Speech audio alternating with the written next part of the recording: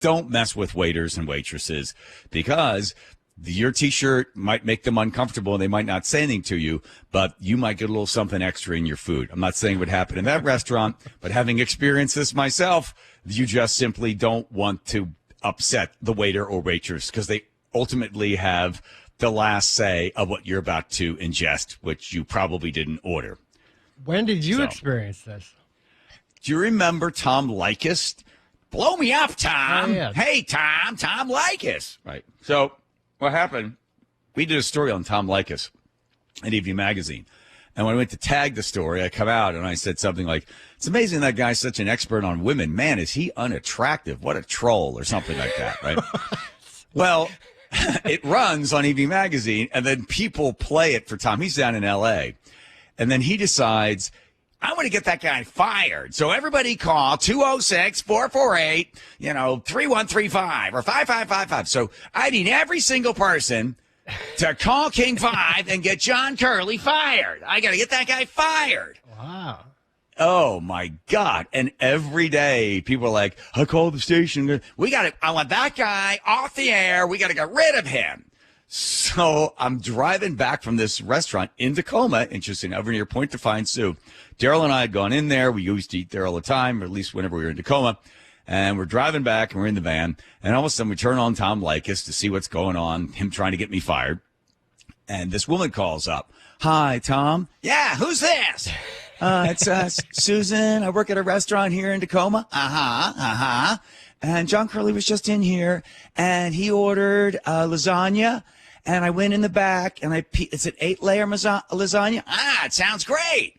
Yeah, and I peeled back the top 2 layers, and I spit a big loogie in it, and then covered it back up again and served it to him. That's great. Now, that's exactly what we wanted. We can't get him fired. Let's get him sick. This is great. And I turned to Daryl, who was driving the van, and I said, oh, my God.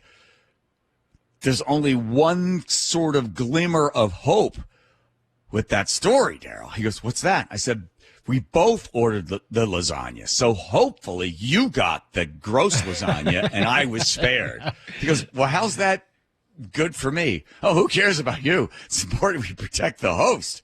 I mean, come on now. It's like a live grenade. You throw yourself on it for me. You got to protect the host.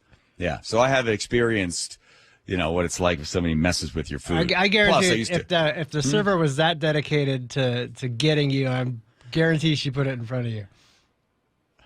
Okay, thanks, Joe. Joe, all I needed was just a little sliver that maybe Daryl somehow got the loogie lasagna.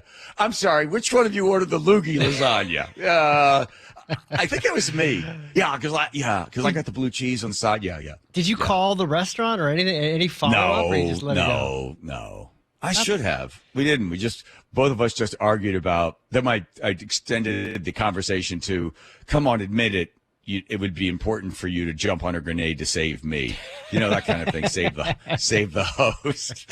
So am I supposed to blow me up, Tom? So here's the last part of the Tom thing. So I finally get hold of him. I call him up. I go, come on, just knock it off. He goes, no, listen, this is good for the two of us. It's really good for you, and it's good for me. I said, well, how's it good for me? Because I'm making you famous. People hate you now. I said, how's that good for me? Listen, here's what I'm doing. I'm coming to Seattle. Yeah. And I'm going to do this thing, right? And I'm going to do a premiere in Seattle, do a thing for Seattle. You can come up on stage, and I'll put a dog collar on you. You can get down on all fours and beg for forgiveness. Come on. And then I'll take the collar off, and I'll forgive you. I'm like, again, I don't see how this is benefiting me in any way. Come on now. It's good for both of our ratings. I was like, no, I just won't eat lasagna.